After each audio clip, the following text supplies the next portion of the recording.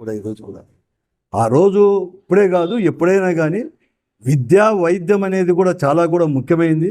ఈ రెండు కూడా ప్రైవేటు పరం అవుతున్న దాన్ని ప్రైవేటు పరం కాకూడదు. విద్య కానీ వైద్యం కానీ, అదే మెడికల్ కాలేజ్ విద్య కావచ్చు, లాంటివి కావచ్చు, వైద్యం ఇవన్నీ కూడా ప్రభుత్వం తరపున ఉంటేనే సామాన్యుని కూడా అందుబాటులో ఉంటుంది, న్యాయం జరుగుతుంది అని చెప్పేసేసే మేమందరూ కూడా వైఎస్ఆర్ కాంగ్రెస్ పార్టీ కూడా ఆ రోజు విద్యా వైద్యాన్ని కూడా ప్రభుత్వ పరంగానే తీసుకొని అన్ని స్కూల్స్ డెవలప్ చేసే కాకుండా హాస్పిటల్ డెవలప్ చేసే కాకుండా ఈ రాష్ట్రంలో వైఎస్ఆర్ కాంగ్రెస్ పార్టీ ప్రభుత్వం కంటే ముందు కూడా కేంద్ర ప్రభుత్వం కానీ అప్పుడుండే రాష్ట్ర ప్రభుత్వం 3, 4 ఈ రాష్ట్రానికి పర్మిషన్ ఇస్తా అంటే కాదు అని చెప్పేసి ఒత్తిడి తీసుకొచ్చి కేంద్ర ప్రభుత్వం పైన 17 వైద్య కళాశాలను అటాచ్డ్ హాస్పిటల్ కూడా తీసుకొచ్చింది జగన్మోహన్ రెడ్డి గారు ముఖ్యమంత్రిగా ఉన్నప్పుడు.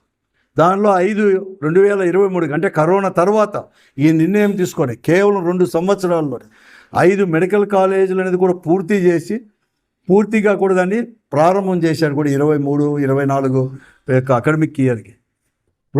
ఒకటి వచ్చి పులివిందల అవన్నీ కూడా రెడీ అయిపోయేటప్పుడు ఈరోజు అన్నీ కూడా 10 మెడికల్ కాలేజీలను తీసుకొచ్చి దశల వారీగా కూడా ప్రైవేట్ పరం చేయడం చాలా అత్యంత దుర్మార్గమైనది.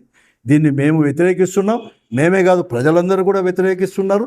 ఇది కేవలం వారికి దోచిపెట్టడానికి తప్ప మరోటి కాదు. వారికి కావాల్సింది కూడా ఈరోజు అంతగా చెప్తున్నారు కదా, పీపీపీ విధానం మేలు, దీన్ని మెయింటైన్ చేయలేని. మళ్ళీ ఈరోజు అమరావతి రాజధాని కూడా మీరు నెత్తిపైన వేసుకొని 1,00,000 కోట్ల అప్పు తీసుకొని వచ్చేసి రైతుల నుంచి భూమిని లాక్కొని మేము 5 సంవత్సరాలు కాదు 7 సంవత్సరాలనే కాకుండా 1,00,000 కోట్లు కూడా చాలదు అని చెప్పేసి మీ నెత్తిపైన వేసుకునేవాళ్ళు. ఈరోజు వైద్యం కావచ్చు, లేకపోతే ఎడ్యుకేషన్ కావచ్చు, మెడికల్ ఎడ్యుకేషన్ కావచ్చు, ఆ కాలేజీలను తీసుకోవడానికి ఎందుకు మీరు చేయకుండా రాజధాని కూడా మీరు పీపీపీ విధానంలో చేసినారు? ఏమన్నా దాన్ని నెత్తనేసుకునే వాళ్ళు దీన్ని కూడా నెత్తనేసుకోవాల్సిన అవసరం ఉంది కదా. కాబట్టి మేము వ్యతిరేకిస్తున్నాం. అందుకోసమే వైఎస్ఆర్ కాంగ్రెస్ పార్టీ కూడా రేపు ఈ యువజన స్టూడెంట్స్ గారి యొక్క ఆధ్వర్యంలో పెనుగొండ అంటే ఎక్కడ మెడికల్ కాలేజీలు ప్రారంభించి కొంచెం కట్టడాలు చేసి నిలబెట్టినారో అక్కడ పీపీపీ విధానంలో ప్రైవేట్ పరం చేస్తూ అక్కడే కూడా పెద్ద ఎత్తున ధర్నా చేయాలని చెప్పేసి రేపు చేస్తున్నాం. మేమంతా కూడా వెళ్తున్నాం.